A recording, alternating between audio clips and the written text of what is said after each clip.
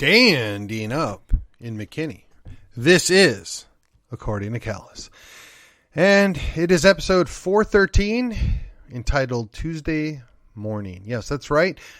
It is the 9th of May, and this is, I guess, part 2 on the mourning series, if you will. Yesterday we mourned the lessons, or, well, I guess depending on how you look at it. In my mind, it's a less significant loss of a couple electoral races that we should have won. Today we're going to talk about the idea that 8 people are dead in Allen, Texas, from perhaps a gentleman. There, I use that term again. I'm always so gracious, and I really need... I don't want to call him what I really think he is, so we'll just say the dead guy that killed 8 other people. Murderer, killer, whatever. It's hard to be lighthearted. There are 8 people dead.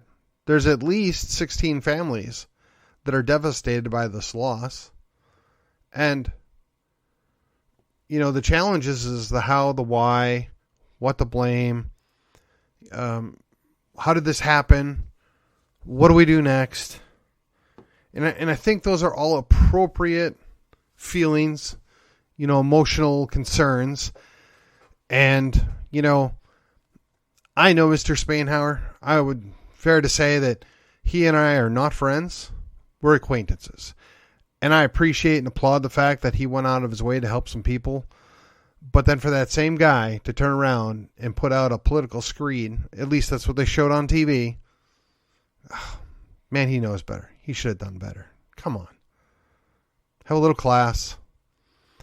There are literally hundreds of people that are upset and mourning the loss here, and, you know, got a guy go political. Now, look, I get it. It happens all the time.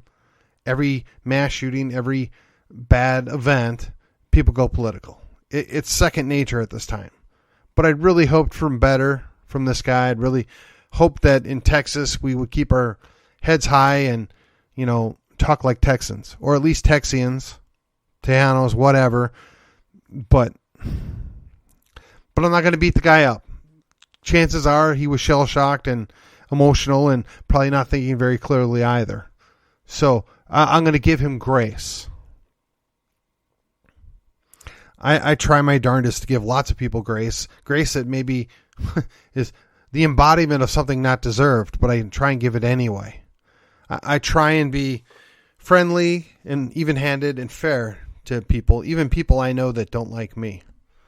So that's what I got to say about that. So let's look at a couple of the larger issues. If you're not in one of the immediate families, right? If you weren't directly involved in this, how do you look at this, and how do you have a thought process that you can play out here? What would have changed this? What would have prevented this? What's at play? Okay. So there's 3 general points of view here, right? Men, or mankind if you prefer, is evil. They're fallen. They're going to do bad things. Then there's the people that take the mental health angle, right? Well, this guy had mental issues, allegedly, and he ought not have had access to firearms. Okay, maybe. Then there's the other view, which is if we didn't have those firearms and we kept them away from the general public, this kind of thing wouldn't happen. Oh, okay. So I'm going to tackle all 3 of those. And I'm going to try and do it relatively quickly because most of this is arguments we've already heard, already had.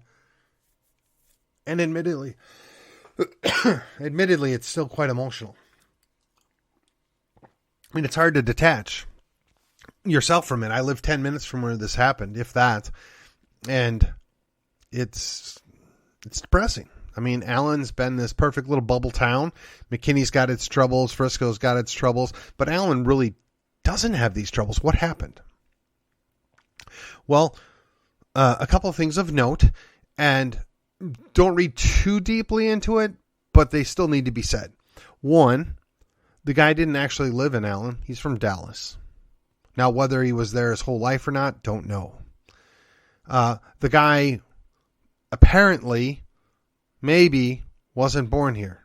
Again, don't know. Not sure how relevant that is, but it is something to be at least accounted for. And 3, there's speculation, maybe educated speculation, or educated guesses, if you will, that the guy had some kind of affiliation with a gang or two. Okay? Again, don't know, can't say for certain. But, so when you're looking at that, it seems to indicate that, 1, the guy's not even from the city that he caused the problem in, so there was really no way that anybody would have seen that coming in Allen. 2, the guy actually had problems. Maybe something could have been done, but I'm not comfortable with a world where we run by minority report rules, right?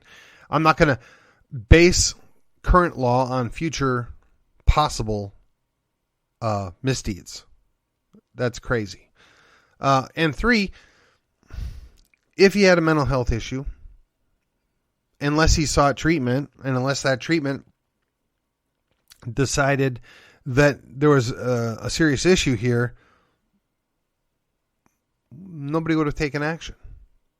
And again, I'm not comfortable with anybody forcing mental health evaluations on anybody for any reason, unless it's after the fact and it's part of the defense or the prosecution.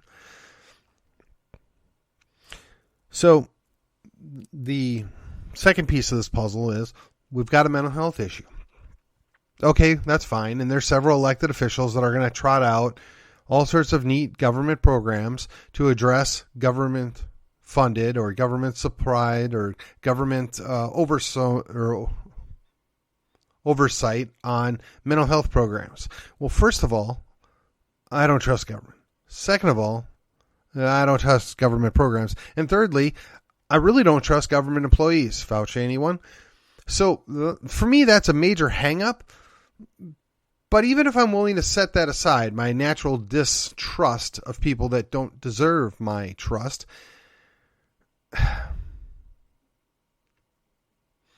all I see is the abuse, the possibility of abuse. I mean, we know from history the Soviets and the Nazis both used mental health as issues to do all sorts of things. Because if you opposed the regime, clearly you were mentally ill. You needed to go re-education camp. I'm not willing to go down that path. I don't think any American wants to go down that path. It's dangerous. It's fraught with all sorts of difficulties. But perhaps we got to acknowledge what are probable causes of all these quote-unquote mental health issues that we have. And how do we alleviate that or reduce those causes or mitigate the causes after the fact? That's a more interesting question. So, back in years past, people had their own communities. They could relate. They could talk to you. If you were in the military, you had your VFW. You had your American Legion. You had places you could go and talk to people that had similar experiences, and you could vent and you could trust them because they had been through that, and you were able to learn to cope and deal with these things. I would suggest that perhaps we should look into reinvigorating those. We've got military men for the last 20 years that have been involved in wars, undeclared wars, that in my mind had very little purpose for the standpoint of what the United States was getting out of it. And these guys come home wounded, damaged, hurt. And when I say these guys, yes, I know there's women too. Okay, fine. But the idea is there's lots of causes, and that doesn't even deal with the fact that some of these guys aren't military. Some of these guys are just hurt from life in general. And because we have a stigma on people that look for help, people that can know and acknowledge something's not right with me, and they seek it out and they're treated differently or they're treated less than.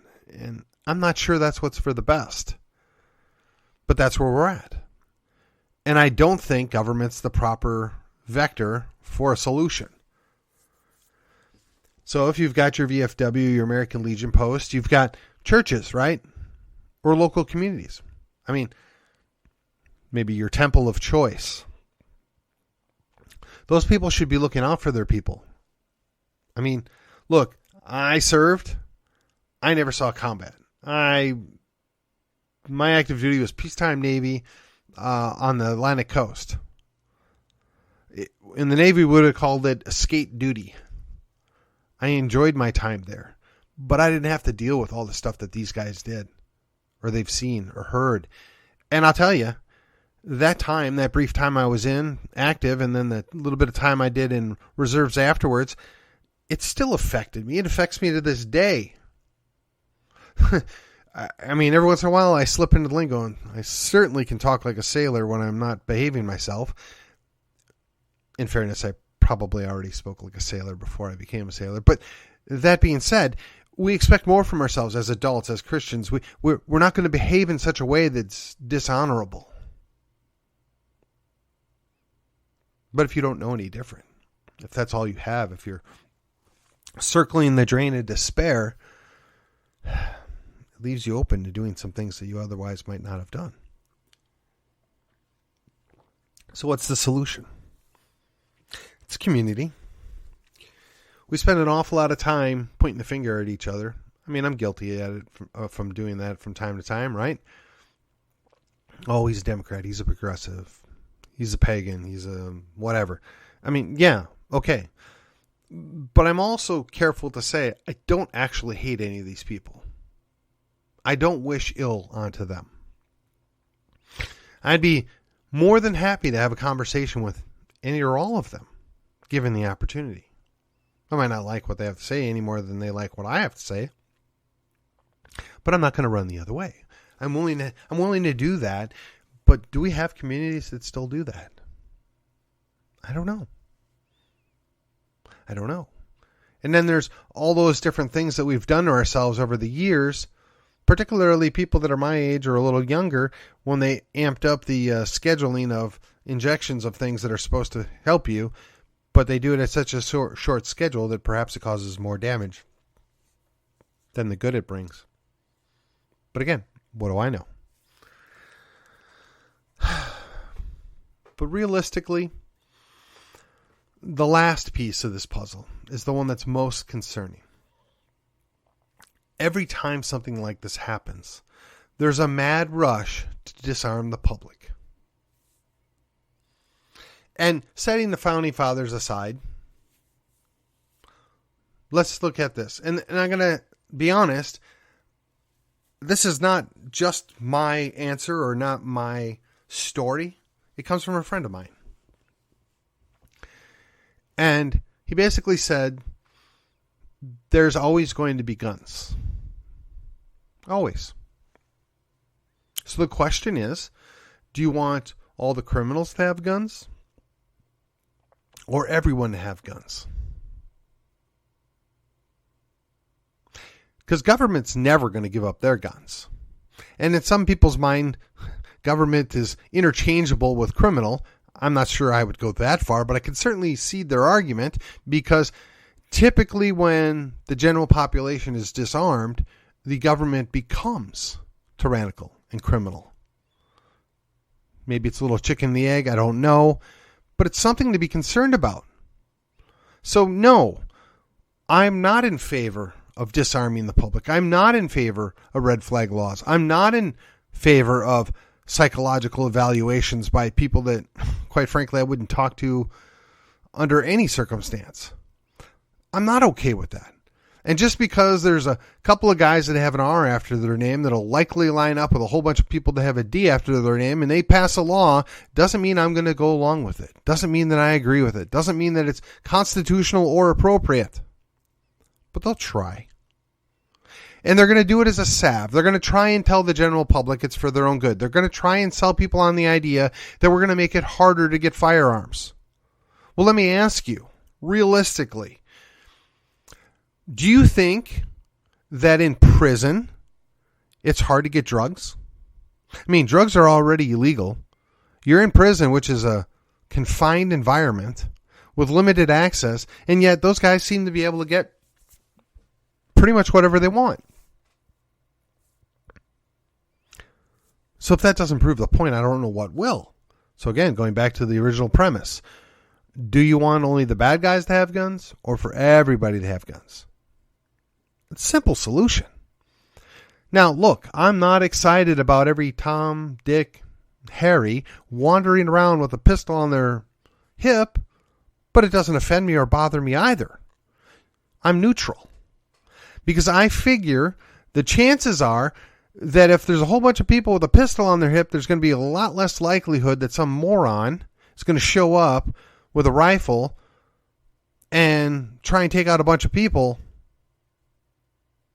But again, going back to the original problem, man is fallen. Man or mankind does bad things. They do things that are evil because they have evil in their heart. And they're going to find a firearm or a bomb or a baseball bat or explosives. They're going to be able to do bad things no matter what you outlaw or how difficult you make it to be. Just ask the English, or aka the British, in North Ireland. Everything was illegal there, yet they fought a war to a stalemate. Do we really want to do that here? Do you really think that's a good outcome here? Do you really think that Texas is going to benefit by trying to outlaw firearms for certain groups of people? I'm here to tell you it's not going to fly, and there's going to be a whole lot of people that are going to fight back angrily if they should try and do that. And I'm fairly certain that there's at least 2 representatives, if not 3, that hail from my Senate district that may very well sign off on something like this, where they try and change the law and restrict firearms. We fought for 10 years to get limited permitless carry, which they call constitutional carry, which it very clearly is not, and now they're going to try and reel that back in, and they're going to do it through backdoor registration and confiscation, also known as red flag laws. If you doubt me, just look at Red Flag Dan down by Houston. And while our lieutenant governor might do a lot of things, and he might be a good conservative, he's still a New Jersey guy who thinks that he knows what's best and doesn't support the average person being able to defend themselves, their lives, and their liberty.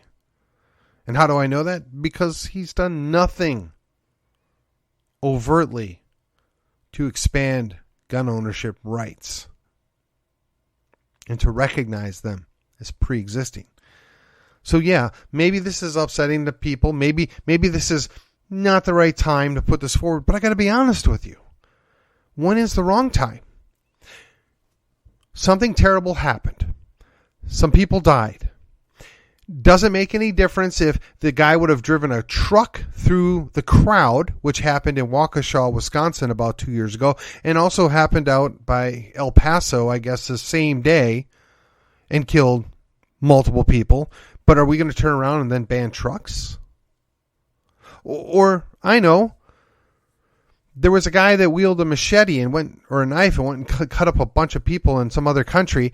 And, England, as dumb as they are at this point, they banned knives too. So not only can you not have firearms, most people, you can't have knives either, most people. So now you fall victim to the rape gangs that run around in London right now. What are you going to do? How are you going to defend yourself? Can't have a knife, can't have a gun. Now look. Yeah, there's a possibility that you get overpowered and they use your weapon against you. Maybe. But just the fact that criminals know that the majority of the public respects and not only respects but employs the carry of weapons may slow them down just a little bit. That little old lady with the pretty blonde hair and pearl chain carrying a little purse, she might just have a little surprise for you when you run up on her unannounced and touch her.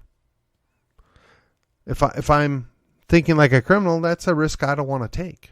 I'm going to move on to easier prey. But what do I know? So yeah, I'm mourning that there are at least 8 people dead. We'll call them innocent. That's the only way you can call it, since they weren't doing anything to attract this murderer. But the idea that you're going to fix something by taking away the defense of somebody else is just foolish. But it makes you feel good. It's emotionally pleasing that we're just going to take guns away from these people because they're at higher risk and blah, blah, blah, blah. But at the end of the day, nobody's really safer. At the end of the day, it's meaningless. It's pushed by emotion and has no truth behind it. Be very careful of the worm tongues that are going to show up in the next couple of weeks. As we're wrapping up our legislative session, they're going to start reeling back some of those rights that we fought for 10 years to get them to recognize as pre-existing. And a good number of them will have ours after their name, and they need to be called and they need to be reminded that they work for us. And they are supposed to do what we sent them there to do, not sell us out. Going forward, how do you prevent this? Government can't prevent it. Community can prevent it. Community that embraces other people can prevent it, maybe. Churches work to prevent it. Organizations, private organizations like American Legion, VFW, they allow veterans to, feel at home and talk to people. Apparently this guy's a veteran. Don't know, can't confirm, but allegedly. So we just got to cover that angle. And honestly, back in the day, you could go to the YMCA and get help. I think they're more of a health club now, but why don't we have a private organization like that, a private charity that looks out for people that need help? Oh, here's a better idea. Once upon a time, we used to have these sanitariums or these mental health clinics, right, in asylums. We would send people there that needed to be taken care of. People that needed help that, quite frankly, the average people can't help them, or the untrained people can't help them, and we would put them there. And we accepted that as a cost of civilization. Nobody was excited about it, and I'm certain there was abuse and bad treatment that probably occurred in more than one occasion, but then you root that out, you deal with it. Just like you deal with other people that abuse their power. But again, that requires that you stay on top of things, that you follow things, and you're involved, and that you've bought into the general idea that we're a community and we're looking out for each other.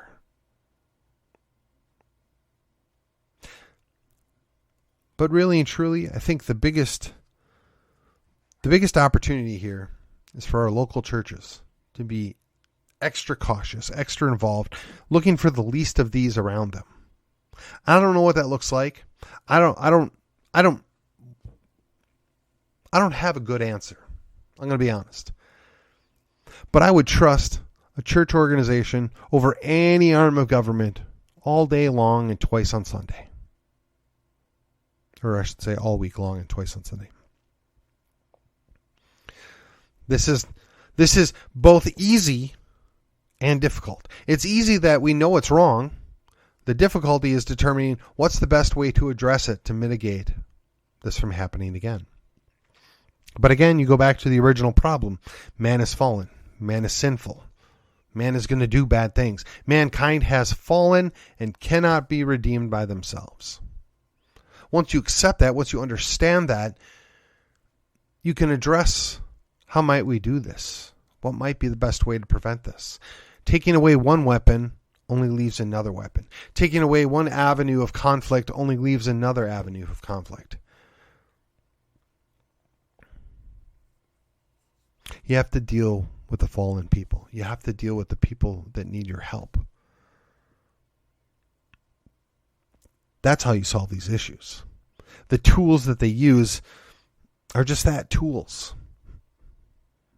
Whether the guy used a truck or a homemade bomb or a firearm of choice is largely irrelevant. He probably could have done the same thing with a well-sharpened machete. In fact, there's a video, I think it's on YouTube, I don't remember where I ran across it, where it was a single Moro soldier that had his knife, the kukri, I think I'm pronouncing it, that basically defended a young lady by himself. And that was real life, not Steven Seagal, Jean-Claude Van Damme, or Rambo, none of that stuff. This is real life. Some little dude fended off all these people because he had the will and the skills to do it. And honestly, we're bringing up a lot of weak men that don't know how to be men. They're feminized. They're passive.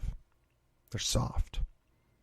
Perhaps if they weren't, they wouldn't be put in a position where they would act out. Perhaps if they weren't, if put in a position similar to this, they would protect those around them instead of running the other way. There's a whole lot of things going on here. And there's not a satisfying answer because I got to tell you, most of the answers aren't going to solve the problem. Now, as a Christian, I can tell you, if everybody just submits to Jesus, it'll all be fine. And you know what? That's maybe technically the correct answer, but the general public don't want to hear it. They don't care. They want a solution. They want something that's tangible that they can see, touch, and feel. I guess touch and feel are the same thing, but see, smell, and touch. How about that? That may be true, but even then, those half-baked solutions will come back to bite you. You don't sacrifice your liberty expecting more security because you'll end up with neither. And when you do that, you probably don't deserve either of them. This is something you need to think through. And yes, I did paraphrase Ben Franklin. Sorry, but the guy got it right. I'm telling you, I'm beseeching you. Don't let them do anything foolish. Yes, we need to mourn with those that are weeping right now. We don't understand what's at play. Unless you've lost somebody in your life in a similar way, you probably can't even wrap your head around what's going on in their lives. And it's very simplistic to lash out and punish people that had nothing to do with it. Go after the one tool that you can wrap your head around is, if he didn't have that tool, it wouldn't have happened. But I'm here to tell you, it would have been something else. You need to understand it could always be something else.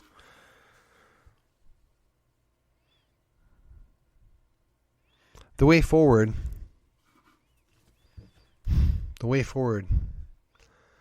is simple but difficult. We need our community. We need to come together.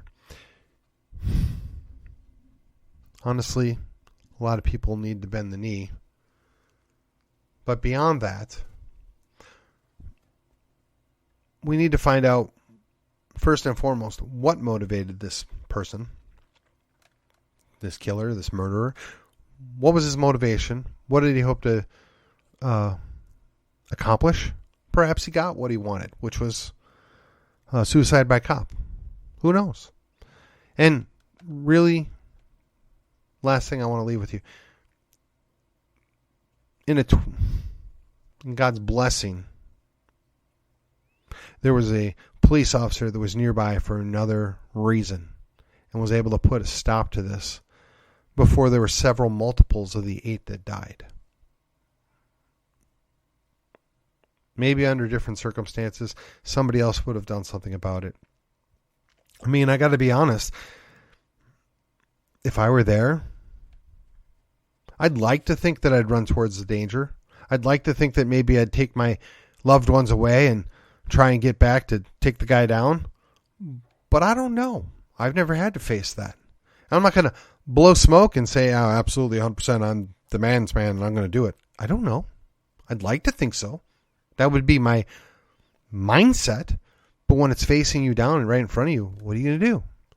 Somebody's got a weapon and they're firing in your general direction. Yeah, you get down, you get out of the way. You don't want to get wounded. You don't want to die. As much as I'm at peace with, I'm not going to go see my Father in heaven until it's my time. I'm also not going to tempt the Lord thy God. I mean, come on. You just don't know. And until you actually face that down, you don't know. Now, there's some military guys out there, and they'll tell you, yeah, I did it. I did it. And I imagine the most of them did it when they were, in their early 20s and extremely fit and gung-ho. But man, when you're 50, you got a wife and kids, do you think the same way? I don't think so. I don't know what the answer is. I'd like to say that I would protect my family first and then try and go protect others. I feel confident in saying that's what I would do, is protect my family first and go protect others. But boy, till it happens, I'm not going to fill you full of bluster. I'm not going to lie to you. I want you to just consider that. What would you have done?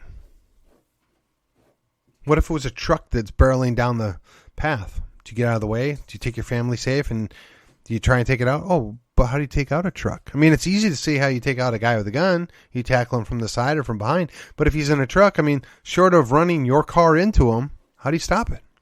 Don't know. It's a good question, though, isn't it? Maybe we got to start thinking about those things because the future is not so bright. But again, I caution you. Don't make any foolish decisions. Don't get caught up in your emotions. Finish your mourning, and then life goes on. Until then, I will see you on the other side.